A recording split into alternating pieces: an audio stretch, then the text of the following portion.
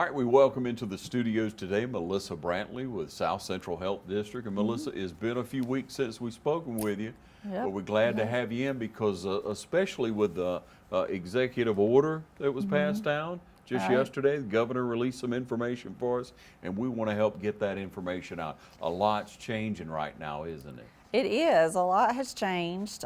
We continue to have cases, and so we can talk about that in a few minutes. But yeah, the executive order has been altered a little bit. You know, we've had several executive orders that have come into play since the COVID pandemic started.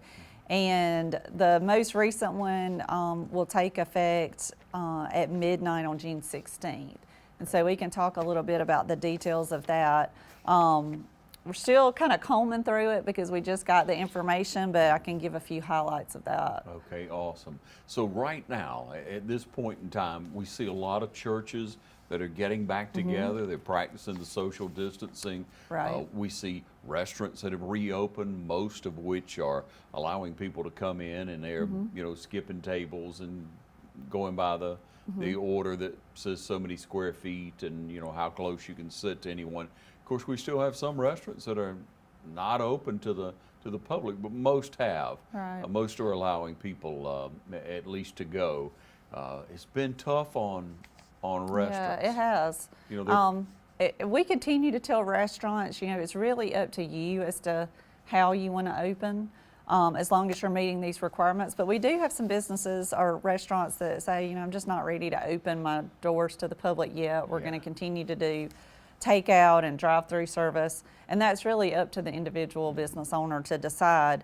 But there were a few changes as far as restaurants go, and I can kind of touch on those. Okay. For a while, there was the space issue, you know, with separating parties. There was a limit with party size in a restaurant. At first, it was 6 people per table was the limit. They upped that number to 10 people per table, and now there's really no party size limit. There's also no spacing limit. So you remember in the beginning, there was the number of people was determined by your square footage. Yep. That's been taken out. So restaurants, as far as party size, can really kind of open back up. With bars, it's a little bit different. And so bar owners can call a restaurant. We'll be happy to walk through that with them. But as far as masks and things of that nature, for now, restaurant workers are only required to wear a mask when they're conversing with a table or with someone who's come into the restaurant. So if they're plating food in the bag or they're in the kitchen, they're not required to wear a mask anymore. Okay. And so that was a change. And so really, another one has to do with buffets. Buffets are now, for a while, I've noticed a lot of our buffets have gone to more of a cafeteria style. Yes. But now buffets are allowed to reopen. There are a few little stipulations with that, and again, they can call the local health department to find out that.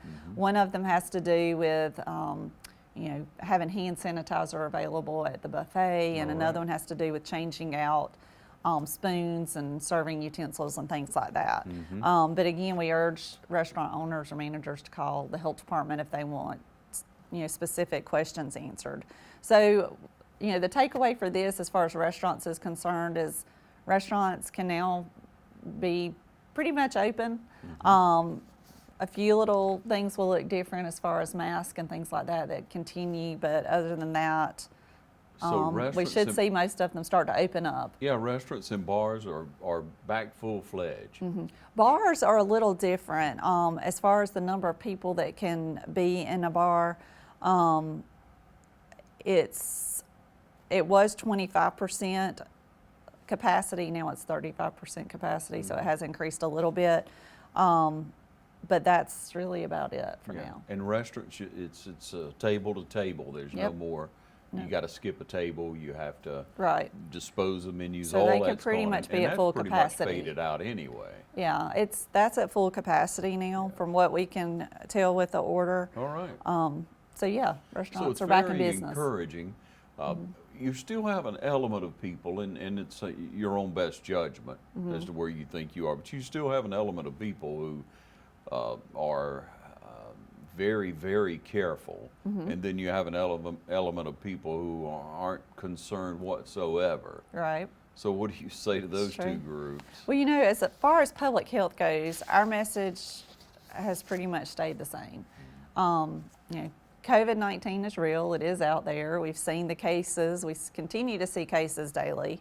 We average anywhere from 6 to 10 cases in our district today.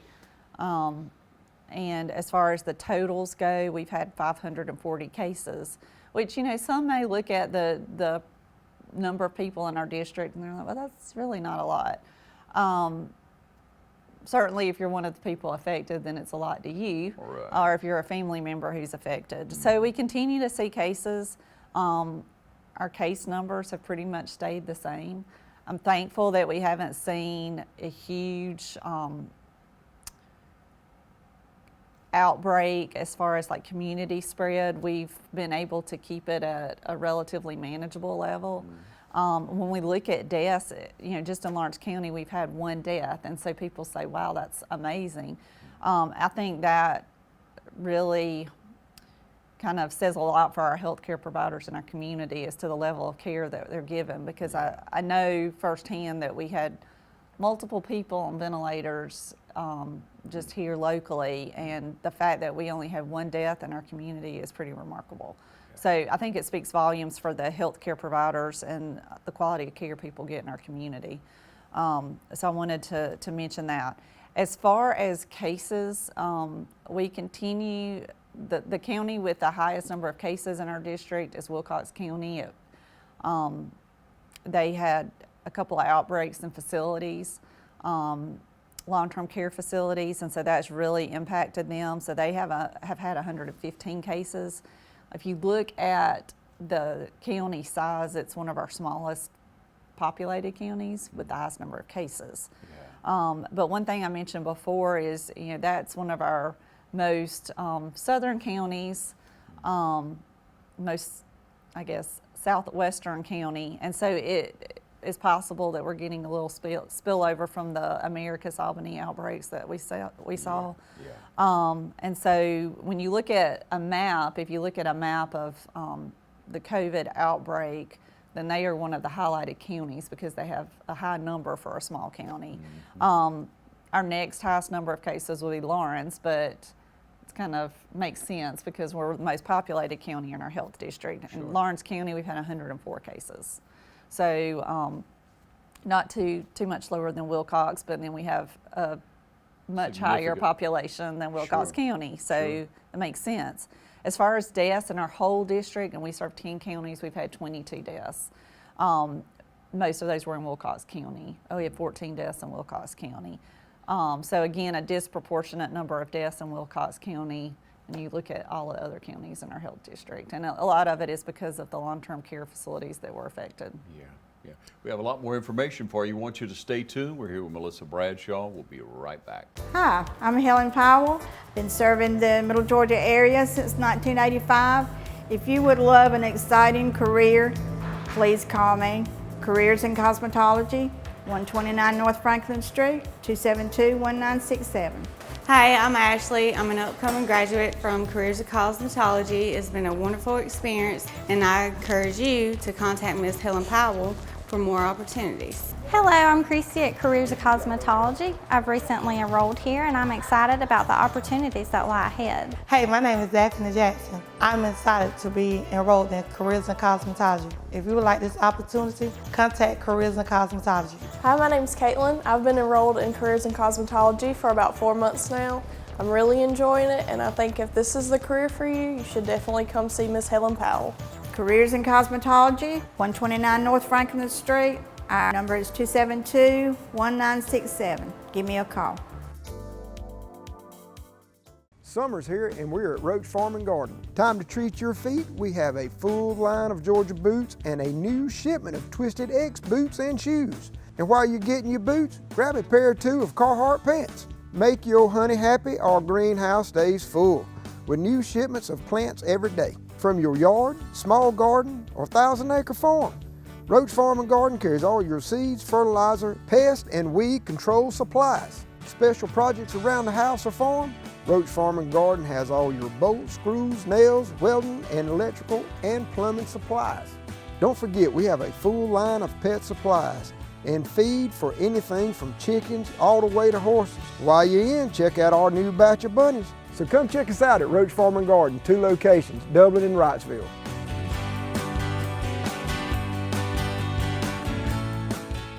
Okay, well, Melissa, we look at how everyone's been affected by this, and we look at operating hours for the Department of Public Health.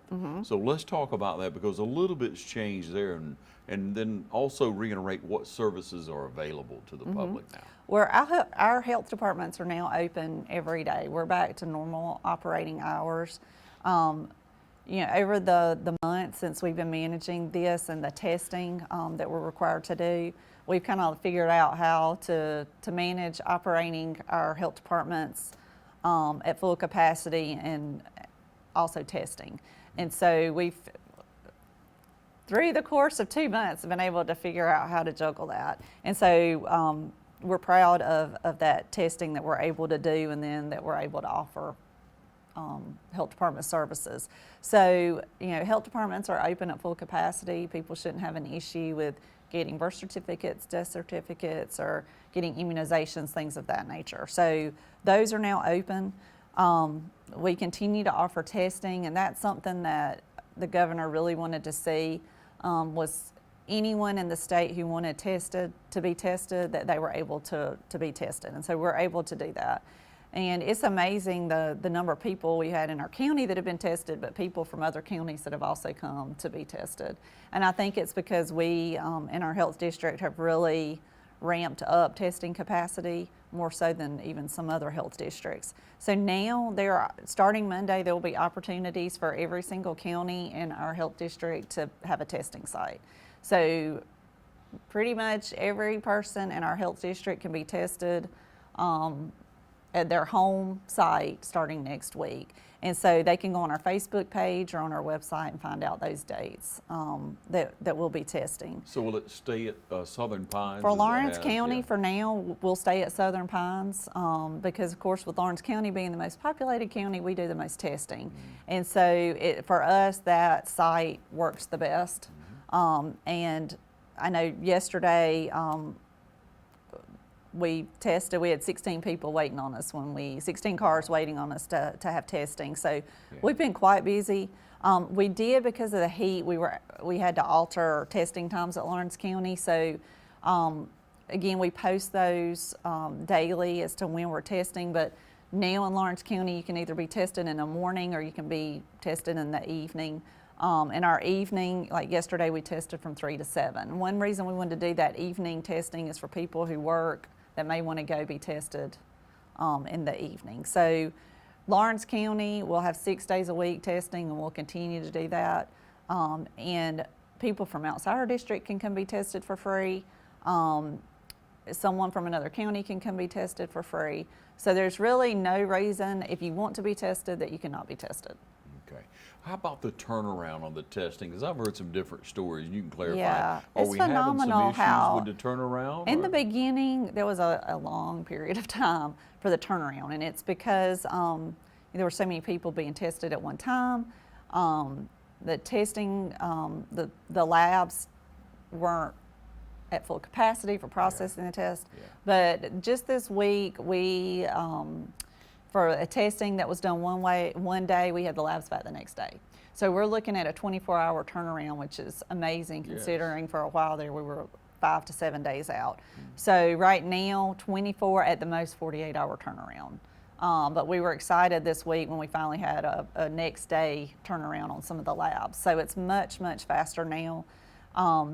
One thing that you'll note in the executive order as far as camps go, children that are going to camps, they're required to have a test within 12 days of going to the camp.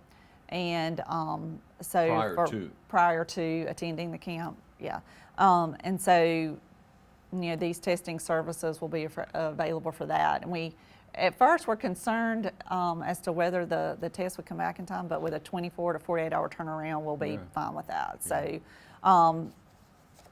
we're at full capacity with the health departments. Our testing has ramped up, and now with lab turnaround being much better, we're really able to test whoever wants to be tested now and get that information back in a fast turnaround in a fast amount of time. Yeah, that's good news. Take another short break and be back. We have some more information for you, so you stay with us.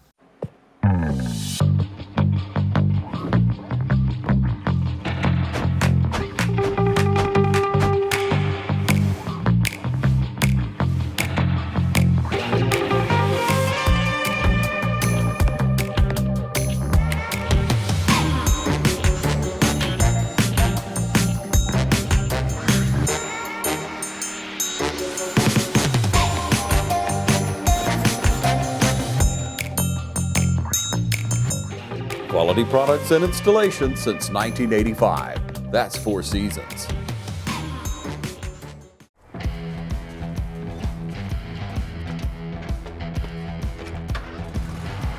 You've got miles and miles of grass to mow.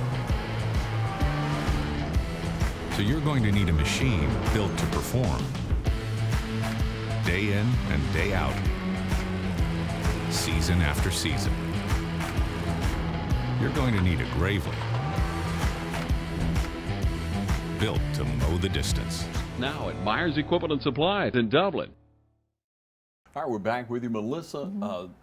You talked about camps, and then that brings to mind, well, quite a bit for the summertime for sure, but also, you know, practices, and we've interviewed coaches and athletic directors, officials from schools, trying to ascertain what they're going through, what they've been going through this week, and the hopes of a different plan. You probably have some information on that, right? Yeah, with the executive order, and certainly if you want to see the full order, you can go on Governor Kemp's website or call our office, and we'll be happy to walk through it with you. But so effective June 16th, sports, professional sporting teams, high school, collegiate teams are, it's really up to that particular organization that governs those bodies as to how they want to open it up. So it it's really up to Georgia takes it. High School Association for sports. Right, so GHSA, GISA, they will make the determination as to how they want to open Conference up. For college. Collegiate, right. Yeah. So it's really up to those governing bodies as to how they want to open up sports. And so for some people, I know that makes them very happy. Yeah. So the restrictions will only be up to those entities as to how they want to handle that.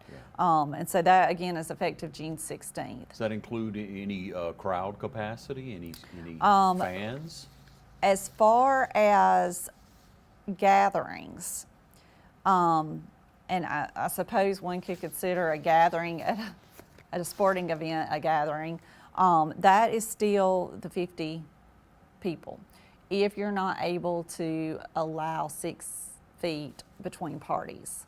And so I know one of the questions that came into play last night was weddings. So what does that mean for weddings? And as far as weddings go, it's still the 50 people unless you can ensure that different family units have 6 feet of distance. Okay. And so that did change a little bit.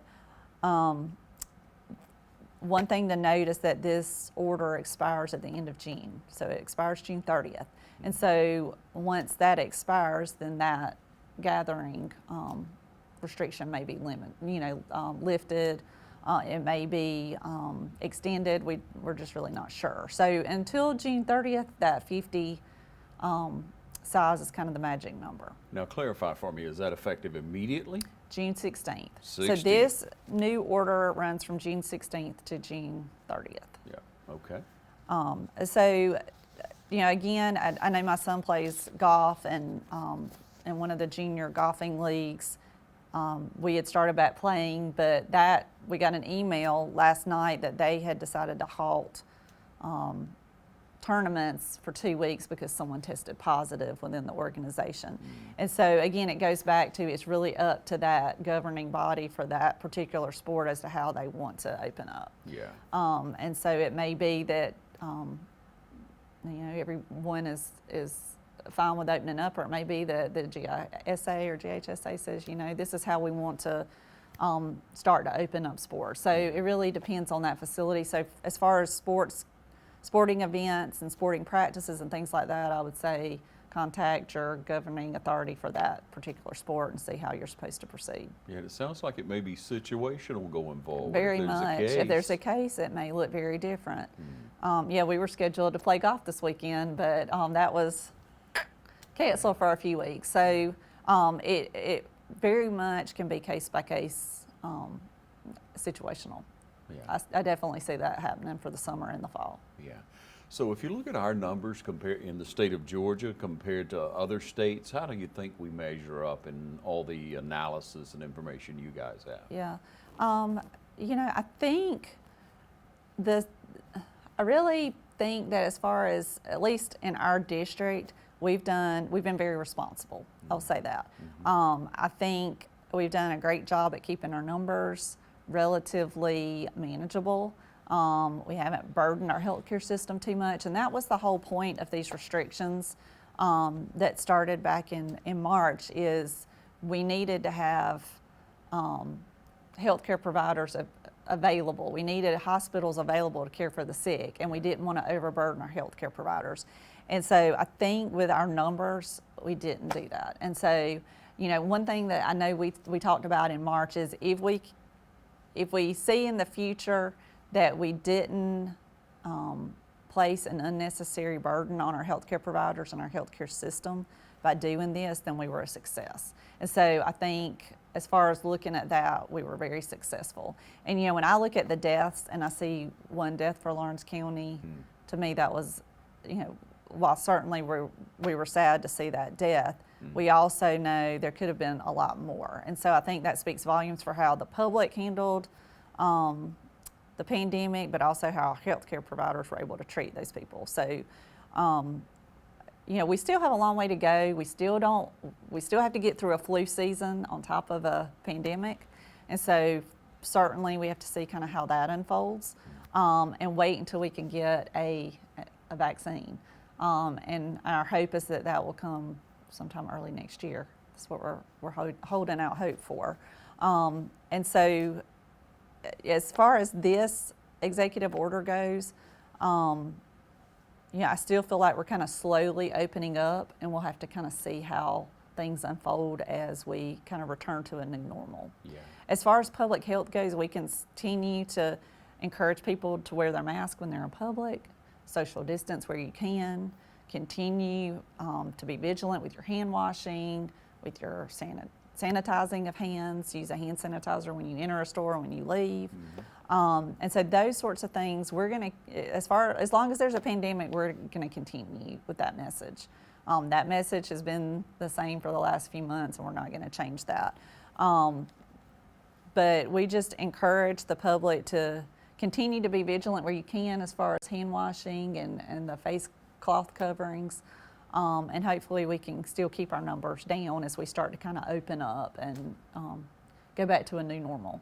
So a little bit tougher question. You see New Zealand with, I guess, 5 million people in the whole country, but saying that they have no cases at the current time. And we heard early on, Melissa, hey, it's going to take a year and a half before we come up with a vaccine, or 16 months maybe from now, or what have you, since we're about 90 days from that statement being made. But what do they tell you along those guidelines? Or is there any information, any hope there? For immunization or vaccine? Yes.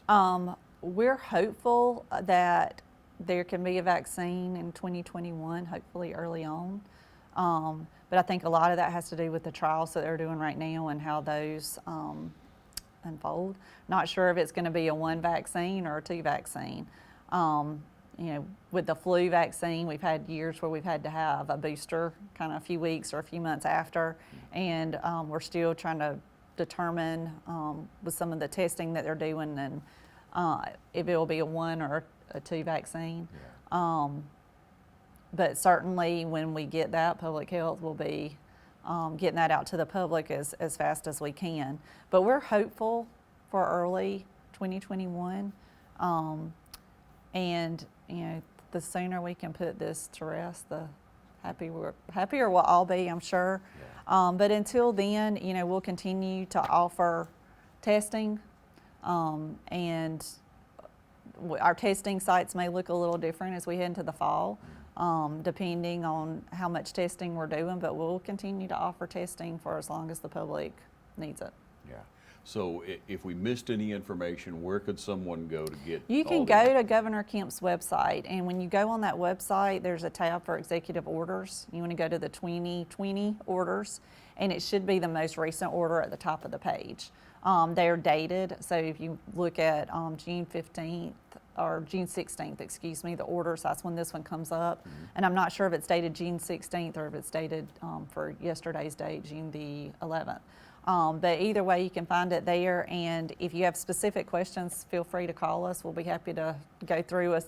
You know, we've had times when people have called about a specific situation or a wedding, and we'll be happy to walk through you with that. I know those things come up, and certainly we want to help people navigate through this. So call us at our office or call the health department, and they'll be happy to help you kind of figure it out. All right, thanks for all the information. Melissa Brantley, everyone, the Department of Public Health, always a wealth of knowledge. Thanks, Ron. We're always happy to help.